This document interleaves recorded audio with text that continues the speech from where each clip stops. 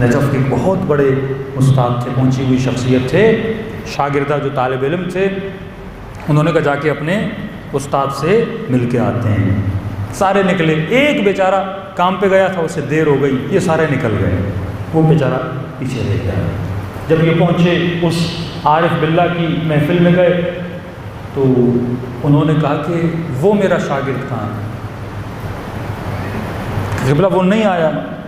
کہ استاد اس کو یاد کرنے لگے کہ اس وقت اس نے امام زمانہ کو راضی کیا ہے، کل رات اس سے اس کا امام راضی ہوا ہے، جس کے دیدار کے لیے مولا مشتاق ہیں وہ کہاں ہے، میں اسے دیکھنا چاہتا ہوں۔ ہم سارے پریشان ہوئے۔ اگلے دن وہ پہنچا، اس سے پوچھا کہ استاد آپ کو یاد کر رہے تھے اور آپ کا بڑا اجر بتا رہے تھے، تم نے ایسا کیا کیا؟ ہم تو سارے ایک جیسے ہی ہیں، نماز ہو تہجد ہو سب ماشاءاللہ مل مل کر پڑھتے ہیں، لیکن ایسا کیا مقام ہے؟ کہا کہ کل میں آ رہا تھا تو جس گاڑی میں سفر کر رہا تھا، راستہ وہ دریا کے ساتھ تھا، ایک مچھیرا جو مچھلیاں شکار کرتے ہیں وہ بھی آ کے میرے ساتھ بیٹھ گیا۔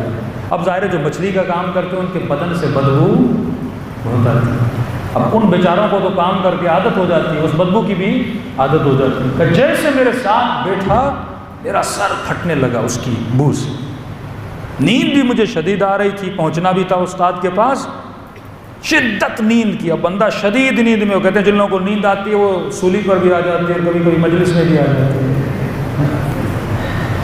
تو کہا شدید مجھے نیند آ رہی تھی، کروں تو کیا کروں؟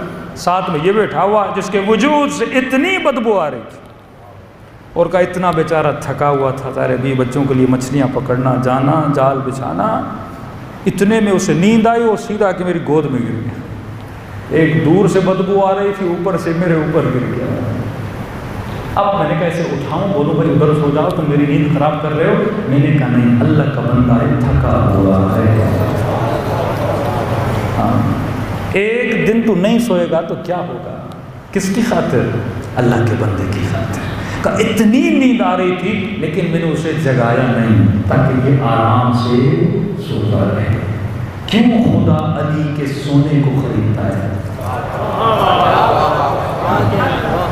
وہ علی ابن ابی طالب جس کو راتوں کو سونے کی عادت نہیں تھی، لیکن شب ہجرت جیسی نیند علی نے کی، زندگی میں ایسی نیند علی کو نہیں۔